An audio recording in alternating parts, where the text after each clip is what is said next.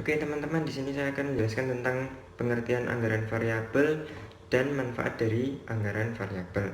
Yang pertama, anggaran variabel itu merupakan anggaran yang merencanakan secara terinci mengenai tingkat perubahan atau tingkat variabilitas biaya, terutama biaya-biaya yang tidak langsung, sehubungan dengan perubahan aktivitas perusahaan dari waktu ke waktu selama periode yang akan datang. Kemudian ada manfaat dari penyusunan anggaran variabel, yaitu secara umum untuk memudahkan pengendalian terhadap biaya-biaya yang terjadi. Nah, ditinjau dari hubungan biaya dengan volume kegiatan perusahaan itu ada 3 tipe. Yang pertama ada biaya tetap, biaya variabel, dan biaya semi variabel. Nah, yang dimaksud biaya tetap itu merupakan biaya yang cenderung tidak berubah jumlahnya tetap secara total dalam jangka pendek, meskipun volume kegiatan tersebut berubah. Nah, biaya variabel yaitu adalah biaya yang jumlahnya berubah secara proporsional dengan perubahan volume kegiatan.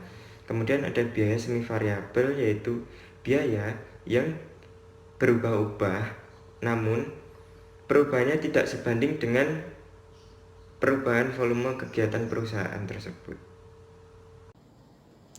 Assalamualaikum warahmatullahi wabarakatuh. Perkenalkan, nama saya Fajri Kiat.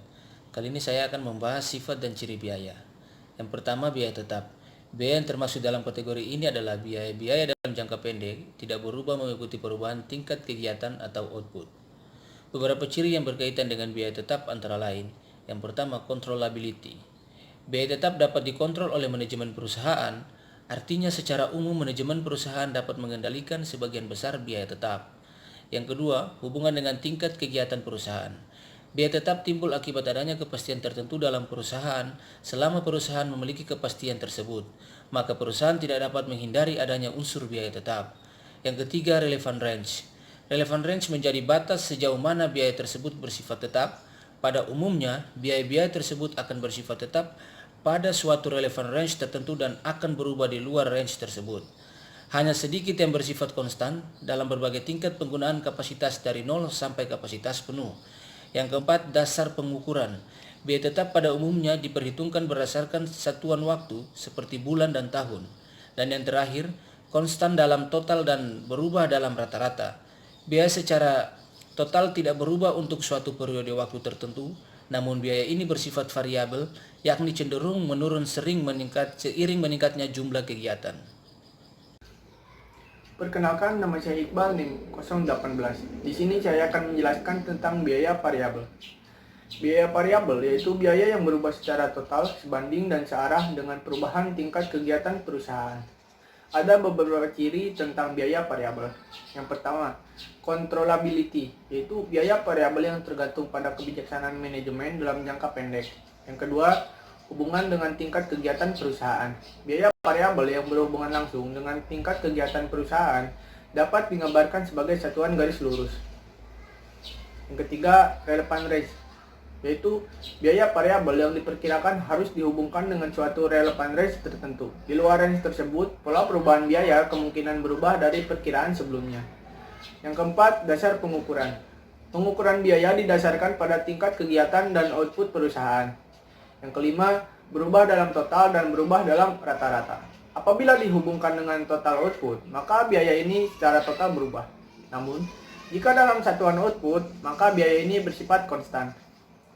Selanjutnya, biaya semi variabel. Biaya semi variabel merupakan biaya yang mengandung unsur-unsur biaya variabel dan biaya tetap. Biaya ini terjadi karena hubungan jumlah biaya dengan basis aktivitas. Yang disebut fungsi biaya yaitu yang memiliki unsur tetap pada perubahan volume aktivitas. Terdapat 3 karakteristik pada biaya semi variabel.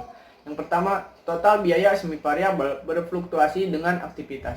Yang kedua, bagian dari biaya semi variabel yang berubah sesuai dengan aktivitas merupakan biaya variabel. Yang ketiga, bagian biaya variabel berubah secara proporsional dengan aktivitas. Perkenalkan, saya Cindy Ajung Kusuma Dewi, NIM 51901211015. Di sini saya akan melanjutkan presentasi dari kelompok kami tentang syarat penerapan anggaran variabel. Anggaran variabel merupakan suatu anggaran yang dapat disusun dan diterapkan ke semua bagian perusahaan, seperti bagian administrasi, bagian produksi, dan bagian yang lainnya.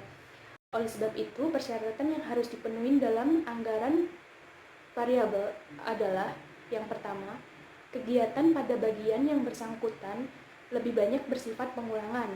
Hal tersebut berarti bahwa dalam jangka panjang, kegiatan yang dihasilkan pada divisi tersebut bersifat tetap atau tidak berubah.